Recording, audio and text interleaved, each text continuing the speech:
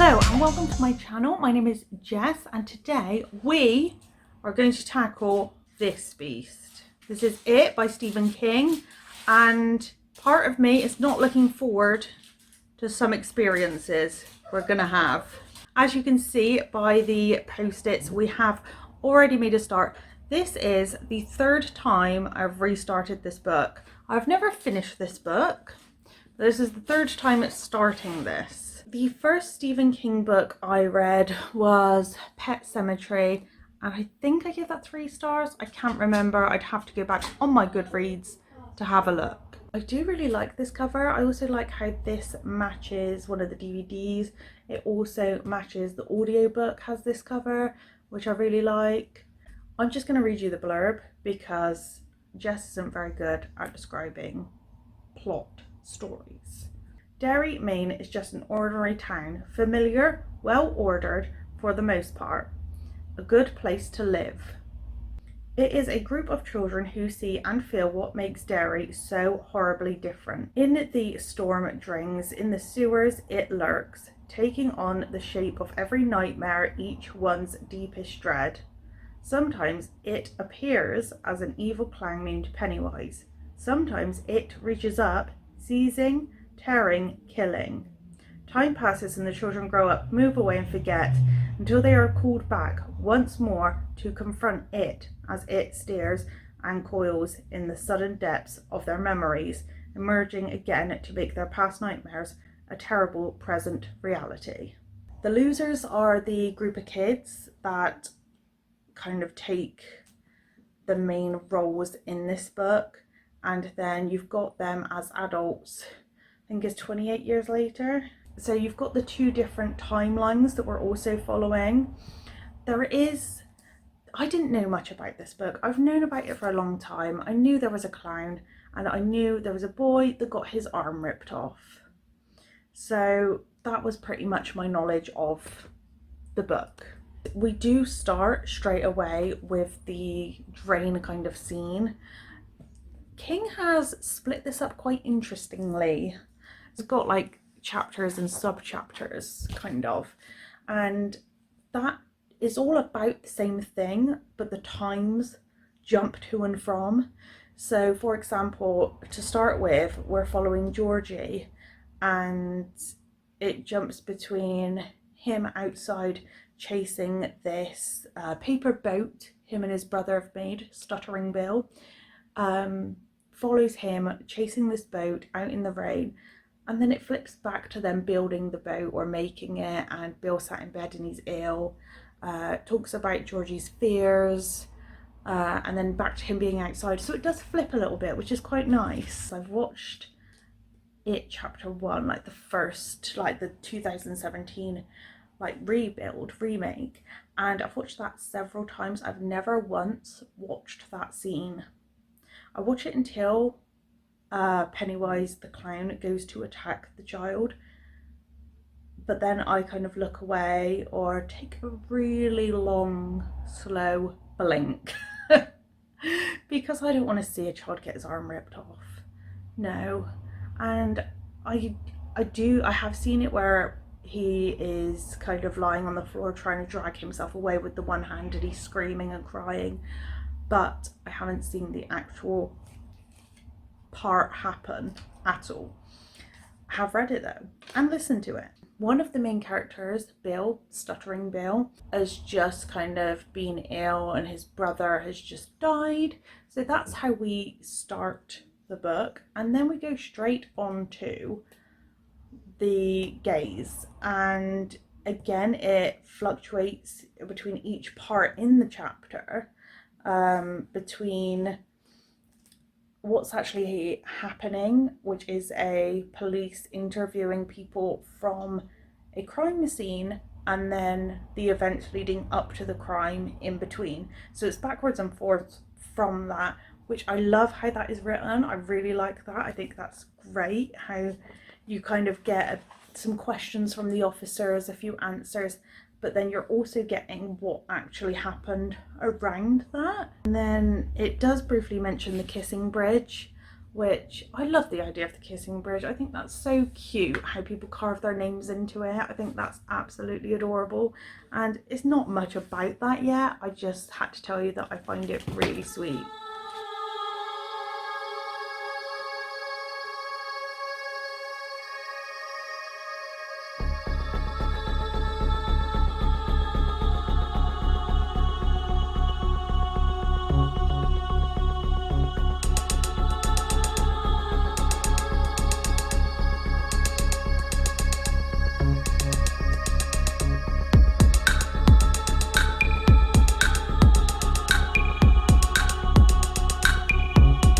So I've just had my first full week at a new job. I am so tired, but I've managed to pick up it again today. I will keep putting the date on the screen because I'll forget which day it is, but I haven't made loads of progress. I'm hoping to make more progress over the next couple of days. I'm going to carry on with this tonight. I am listening to this at the same time, and I am really glad I am. I don't think I could be reading this on its own. I have also got myself a Brothers. I've had a Monster today and now I'm having a Brothers. I am just needing the energy. Just wow. King loves description. He loves to describe things, and it goes on for a while. Some things are really interesting, like, yeah, great, love getting to know these characters. Some things I'm like, why are you doing this to me? He loves talking about boobies, and there's a lot of like erotic, sexual kind of scenes. Some descriptions are a bit too much for me. His characters seem to always be quite tragic. Also, a lot of tears. Everyone cries. Like, all the time someone's crying or being made cry. There are some tears. Beverly's chapter I found really odd because it was mainly like her husband's chapter. It wasn't until the last couple of pages of her like mini chapter that we were more in her headspace and more about Bev than Tom. Hello and welcome to another update. Welcome to the kitchen for this update. We have continued reading. Look at this. We're making a dent in the book. I'm on page 274. I thought I'd also explain my tab system. So we've got the orange where it's Pennywise showing up, and we've got the pink, which is all the gayish moments, and then yellow is Eddie Kasprak, and green is Richie. I'm not sure how you say his name. Is it Towser? I think so. The main 7 characters, which are the losers, apart from it being a main character. So we start with Mike. He isn't part of the Losers Club right from the start of the story when they're kids. So most of this, I believe most of this is kind of Mike's point of view. That was the door. Hold that door. Mike, I'm not sure why Mike is picked on yet, but if I take my thoughts from the film, I believe it is just because he's black. I'm not 100% sure. I will have to wait for that. So Mike has had an experience with it, but it wasn't in the form of Pennywise. We have had mostly Mike's childhood, not much of where he is now. So he does join the Losers Club at some point, but we haven't got to that yet in the book. And then we've got Ben. Ben is a fat kid, he's huge, and bullies call him Tits. So this is what makes him a loser, is just him being fat. He's the sweetest kid on the planet. He's absolutely adorable. He's very easy to embarrass and make blush, and is just super, super cute. So we've got Ben, who is actually running from bullies when he first properly meets Bill and Eddie. And the bullies had already carved their knife into Ben's stomach, Ben had managed to get away, tumble down a hill and hid, and then the bullies find Bill and Eddie and they hit Eddie in the face, causing him to have a massive nosebleed and then an asthma attack, and his inhaler, or they call it an aspirator, is completely empty. So Ben then stays with Eddie while Bill zooms off on his bike Silver. AO Silver away is what he tends to yell, and I think that's really cute. I keep saying things are cute and we're reading a horror book, but to me it's cute.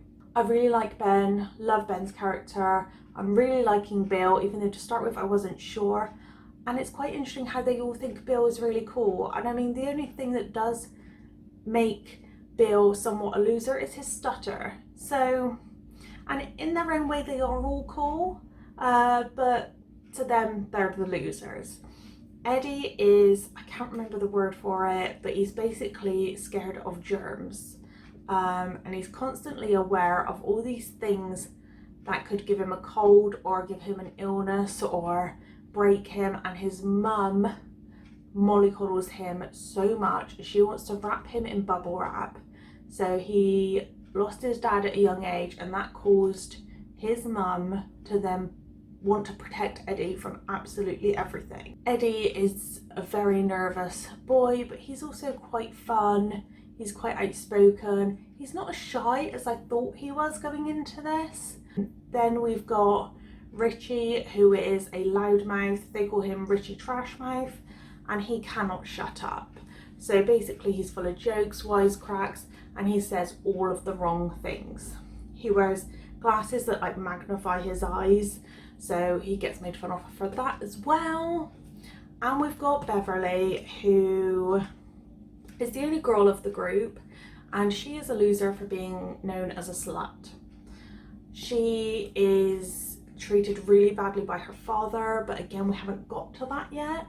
And then we've got Stan, who is made fun of for being Jewish, and he is actually held back a year even though he's the same age as them, and that's because he was ill quite a lot as a child.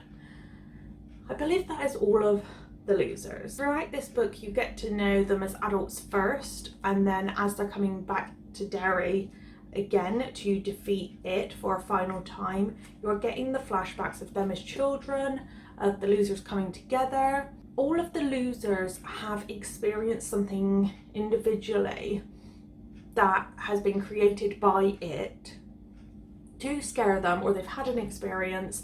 We've read about Ben's, we've read about Mike's, but it has been stated in the book they've all had an experience apart from Richie. And I find that quite interesting at this point, like why hasn't Richie had one of those experiences? There is a lot in this and it's huge. So much is kind of happening that you think, oh, I'll read a bit more before discussing it and sharing thoughts, and then you're like, oh my god, what's just happened? Have I taken it all in? Because there is so much. And first of all, I thought a lot of it is just description, but actually so much is happening. It's a lot. I will update you once I've read a bit more. I hope you're enjoying this, and I hope that you're reading this along with me. If not, I hope that I am helping you understand what the book's about a bit more, and maybe even making you want to pick it up yourself. The reviews I have read were mostly just opinions on it, such as too much description or things like that. There wasn't much plot-based chat. So I hope this helps for anyone that is interested in this book. I am going to try and get through another 100 pages, maybe read a bit more tomorrow. We'll try, we'll see what happens. Okay, so I think we're due another update. Oh, my tabs, they've got everywhere. We aren't far off of halfway now. I'm on page 474. Each edition has a different number of pages because one of Sam's versions is smaller but fatter. But anyone that's got this cover, I am on page 474, and halfway is about 533. For anyone that has watched the films or watched reviews but hasn't read the book themselves, and they have heard people say the film is exactly like the book, they are wrong. Yes, the films are great and they've done a fantastic job, but for example, when the adults return to Derry, it has completely changed. Like the place where Bill goes to get Eddie his medication is now not there at all. Whereas in the movie, the adults return to exactly the same places and they've hardly changed. So that's just one of the examples. So Derry no longer looks anything as it did. Mike has just explained to all of them how he believes that it has become a part of Derry. Like there's no press about 9 missing or murdered children. There's nothing kind of documenting what happens in Derry because it has kind of become part of Derry. So it's not necessarily what's expected, it's what's normal. And there's more magic, kind of a magic element to it than you actually think.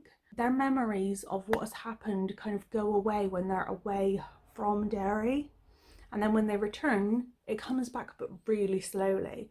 Like they've been there having a meal and they don't remember everything yet, and they ask Mike to remind them and he says no, you need to kind of come, like the memories need to come back on their own, and it is part of the magic of it. I have really been enjoying the kids chapters. Through most of the first part of this book was all about the kids' childhood, what they'd experienced, what they'd been going through, and that was really, really good. Now, as they're adults and coming back together, it's still enjoyable, but I'm not as stuck in just yet as I was previously. One of the losers is already dead, and I can't remember if I've already mentioned this, but Stan took his own life. When they're all kind of together and they're discussing Stan taking his life, well, no, actually, it was the moment Mike told Bill that Stan was dead, and I felt really sad. I mean, I was quite emotional that day anyway, and I was listening to the audiobook in the car and I just had to turn it off because I just felt really sad. This book is so much better than what I'd heard previously. Pennywise isn't showing up as much as expected. So these are all my tabs. Yellow was Eddie, but I've ran out of yellow, so I've gone on to blue. And then the green was all Richie, the pink was all the moments that are kind of gay or can be seen as gay. So, and then orange is Pennywise. And there is a fair bit, but it's hard to tell on camera because of the yellow and green. But there isn't as much orange as the rest. And I think when he makes an appearance, it's like an appearance, like there is a huge moment, it's a big deal. It's not just like he pops up and then he's gone again. So I did start off marking when he was just Pennywise, not when it appeared, and then I kind of changed it a little bit and put orange when it was there, not just Pennywise. So I might be missing a couple, but not a massive amount, because to start with he was just showing up as Pennywise the clown.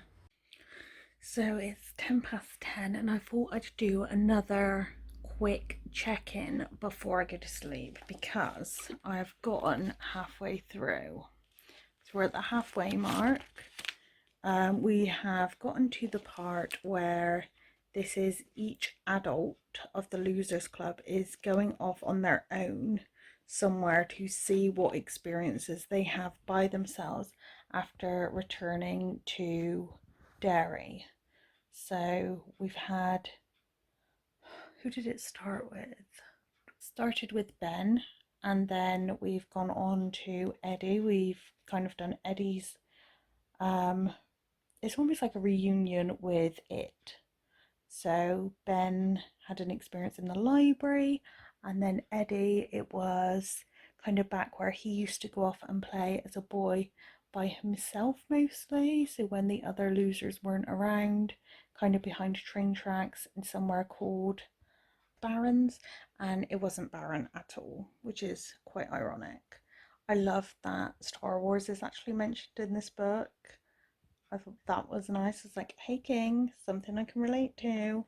I've just started Bev's part, which she is gone back to her home where there's an elderly lady, and If you've seen the movie, we all know who this elderly lady ends up being. That is if that was true to the book.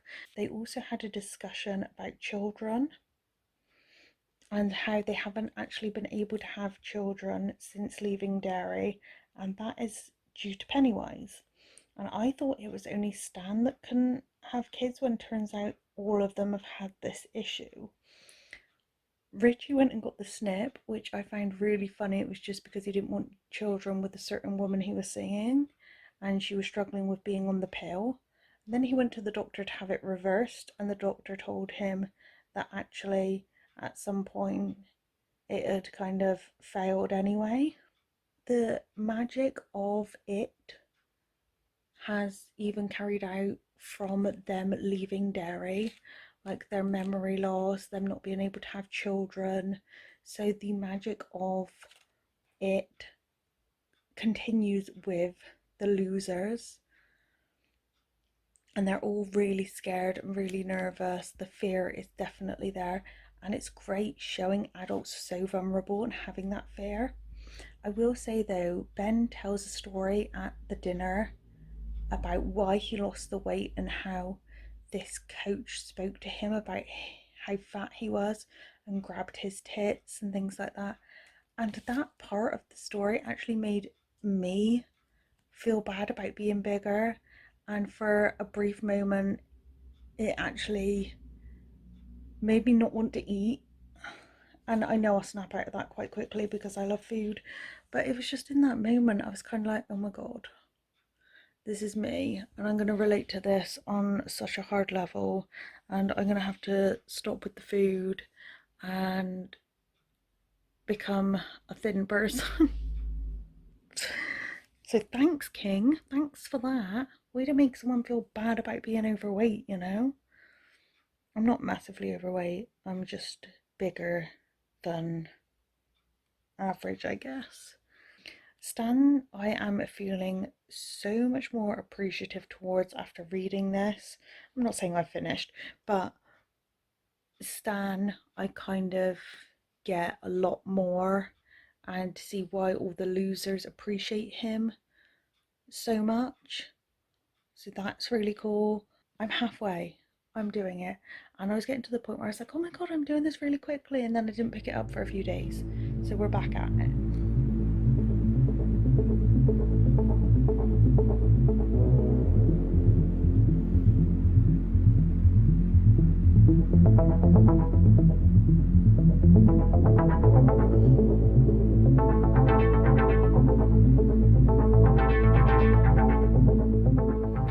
We are on page 666, 688. So I've gotten loads read, and I love how it looks with all of the tabs in. There are so many now. I have been editing my check-ins with this book so far, and I feel like I've left a fair few things out. For example, I started talking about, at the very beginning, we have Georgie and Bill and the drain scene, and then we go on to the gay couple and what happens with them. After that, we then move on to the 6 phone calls to get all the losers to come back to Derry. However, I didn't really mention this.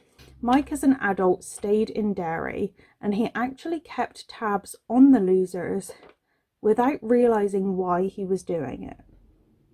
So he roughly knew where they were, what they were up to, that type of thing, like career-wise or marriage, that type of thing. So he kept an eye on them. He stayed in Derry. He started to run the local library, and I believe he lives above the library now. Didn't get married. All of the losers that left Derry, none of them could have children, which I mentioned before. And all of them were mega rich, which is part of the magic.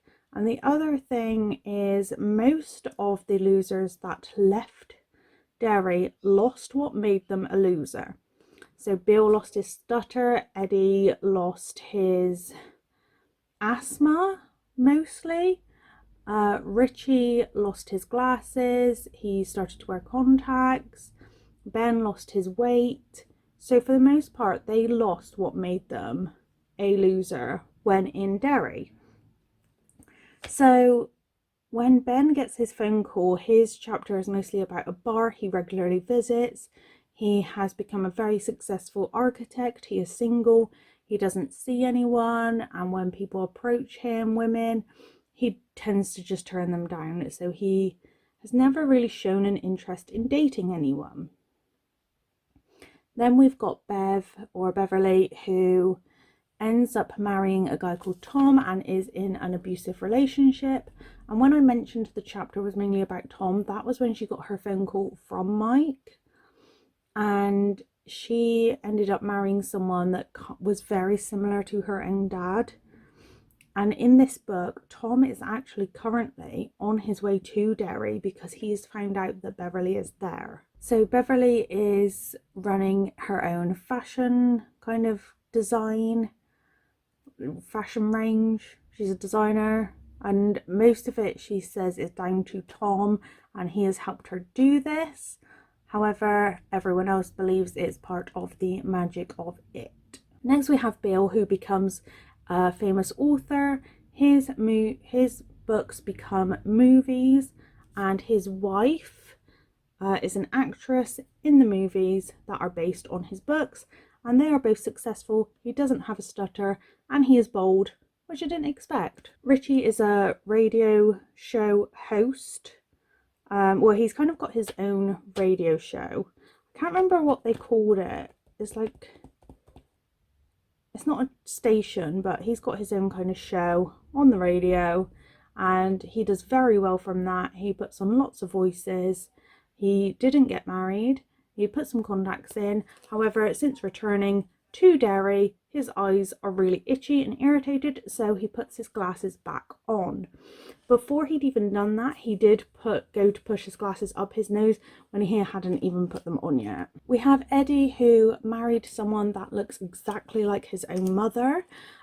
She was quite big when they got married, but he has slowly helped her gain weight to make her even bigger. It's a very unhealthy relationship. It is a bit on the creepy side that he wanted her to kind of look like his mum. He went back to Derry about 4 times because of his own mother, even though he hated doing it and he talked really badly of his mother. So he was one of the only ones that actually went back to Derry before the phone calls. Eddie has his own limo company, so he drives very famous people around New York for a living, and again is extremely successful, and he spends a lot of money on things. Then we have Stan, who leads a really simple life. His chapter was a little bit boring. When he got his phone call, it's like his life is very simple. He's a successful accountant, but he stays at home doing puzzles and enjoys a quiet life with his wife. However, they find it really stressful that they can't have kids. And when he gets the phone call from Mikey, he is the one that takes his own life. Next, I thought I would just tell you about how each child sees, or how each of the losers actually see it, because it's not always in the same form. Again, I'm going to talk about what I've heard before picking this up myself, because I did hear that Richie saw it as a werewolf and that was the only difference. However, it's not the only difference. All of it is quite different. I think the only one that is really spot on is Eddie, whereas he saw it as a leper, which happens in the movies as well, but that was pretty much exact. Mikey sees a giant bird. He also does see Pennywise the dancing clown, but for the most part he sees a giant bird that goes to attack him, and it's absolutely huge. He says it's a cross between a robin and something else, but I can't remember. And then Ben sees it as a clown, but a mummy clown. It's kind of like wrapped in bandages and all the bandages are peeling off. So he sees a mummy mostly. Bill sees a picture from one of Georgie's books begin to move, and that was his first kind of real sighting. he does see Pennywise the clown, but he sees the moving pictures first. Beverly with the blood, that is also accurate to the movies as well, so hers is pretty much spot on. And then Stan also sees a bird. He isn't scared of a picture, which is what happens in the film. I did get to one quite creepy part though, where Mikey as an adult has all of the losers. They've all gone to explore some like part of Derry by themselves to see what is going to happen. When they return, they've all brought alcohol back to Mikey's.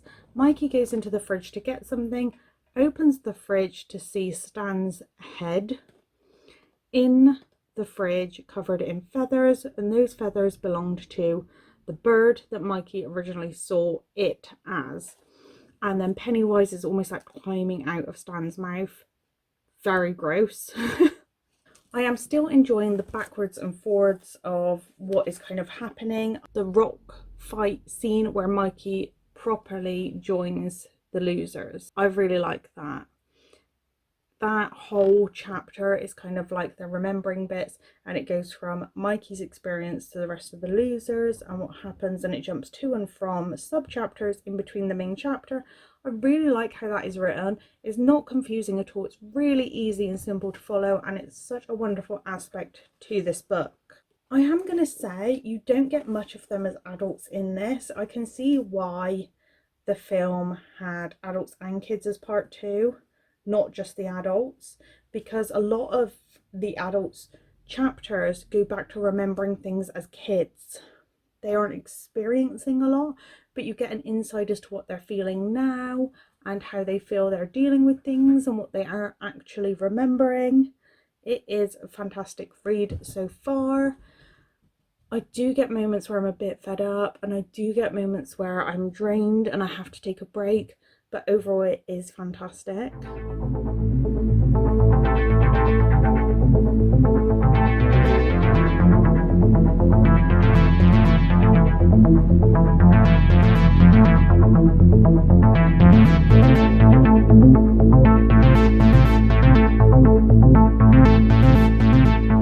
I'm hoping this will be my last check-in before I finish the book. So we haven't got much left. We are getting there. I think I'm like, I would say 80%, but I can't remember. I've gotten very far, made loads of progress. We have found out that Richie's eyes don't actually hurt due to the wearing contacts. It's actually part of the magic that they hurt because a memory is coming back to him, where they created a kind of like smoke hole in the clubhouse to try and create a vision. Richie and Mikey ended up being the two that stayed in there and saw the vision of where it actually came to Earth. It was kind of like a spaceship situation. It crashed down into Derry and became part of Derry.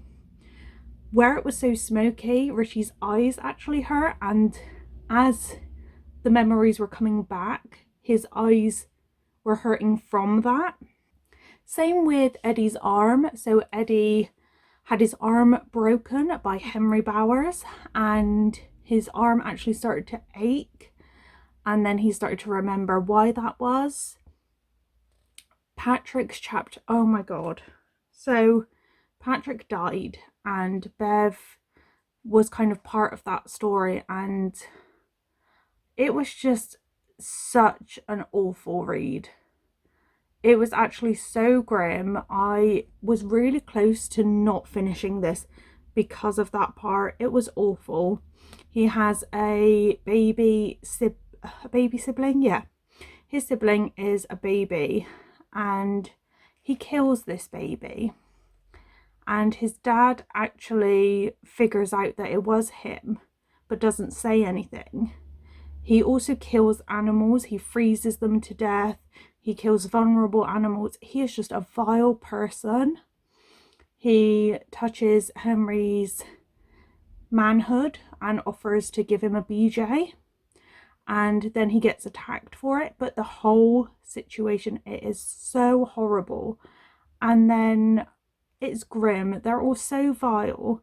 They are trying to set their farts on fire. It's minging, and it's because they eat so many beans, or ate so many beans. Just grim. Not cute in the slightest. There were cute moments. I said the word cute about this book. No. It stopped happening.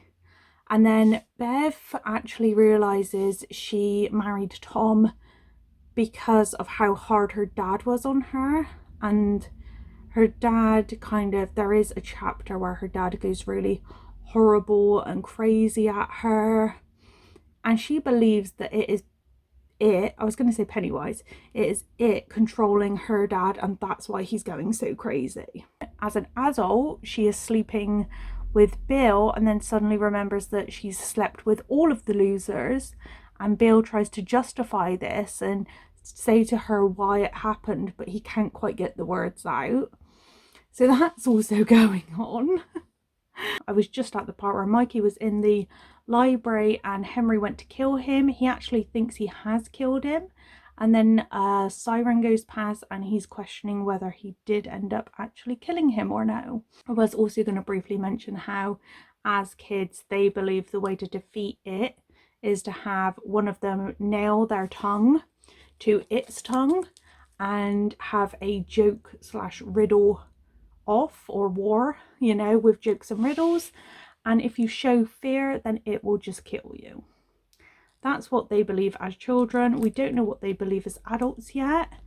As children, they did hurt it the first time, making silver slugs. So there is a lot packed into this, and I'm only touching up on things that come to mind in the moment because there is so much going on and so much that could be discussed with this book. And I've been cutting bits out left, right and centre of this video because there is so much. Through the last bit, I have just been listening to it, so I just added a few tabs that I remembered. Pennywise has shown up a couple of times, and we've had quite a few. We've had a couple of more gay moments, so I need to add another pink, but I'm just adding them to the kind of rough few end pages because I am listening to the end and not really reading it. But it's been mad. It's been wild. I was also considering dropping a whole star for the Patrick moment. I'm not going to do that. I'm still going to judge it on the book as a whole. I have also found that the intervals, it's like each chapter has a kind of moment of Mike explaining a bit of the background of Derry and what's been going on in the past. Those parts are really boring. I don't find it interesting at all when it's those moments, but there we go. I have finished it. I don't even know what to discuss for this final part of the video. It wasn't as scary as I thought it was going to be. There were some really grim moments. I don't think I was scared through any of it really. I was really upset when Eddie died. That was quite sad. And how they had to leave him behind and they couldn't take his body with them. That was super sad. It ended in quite an interesting way. One thing I found very sad was the fact that all of the losers will end up forgetting each other. Over time, they can't even remember each other's surnames. They try and stay in touch, but it makes it very clear that over the years, they'll drift apart and forget about each other. That I did find quite sad. What happens with Bill and his wife also was quite sad, but that ended a lot better than expected. Tom ended up dying, which is great news. Ben and Beverly are kind of together, but it's not like, I thought that they may have got married in the end or something, but that it's just kind of implied that they're together. Overall, I am going to give this 4 stars. I was going to drop it down to 3, but it is a 4-star book, and I am just not that into horror. It is brilliantly written. It is an enjoyable read. It is really fast paced, And I mean, there are slow moments and there are tiresome moments, and it is a lot to take in, but a lot is happening in this book. I probably, saying it's fast paced, I said that, but there are moments when it's not. There are those moments. I did really enjoy it. I do recommend it, especially if you're already a King fan. I personally won't be reading much King again, if any. There are some horrible moments. I am just not that into horror, but I don't regret reading this. I think it is a fantastic book. Like I said, I am giving it 4 stars. If I dropped any stars, it would be for that little bit of enjoyment, just because I'm not the right audience for horror. It's just not what I enjoy reading usually. I think that is everything. I know this video has been quite long, and I've been looking at other videos on this book and they all seem to be quite long because there's so much going on. It is a lot goes into this. I hope this helped you in some way. I hope you find it interesting. Please ask me questions in the comments if you want to know any more. I think I've given enough information. Maybe. I will go back to making other videos now. This one has taken a long time. It's been a while since I've uploaded, but we have done it. We have read the whole It book, and I probably will not be reading this again. As you can see, a lot of tabs. A lot of tabs. Thank you so much for watching, and have a super duper good one. Bye.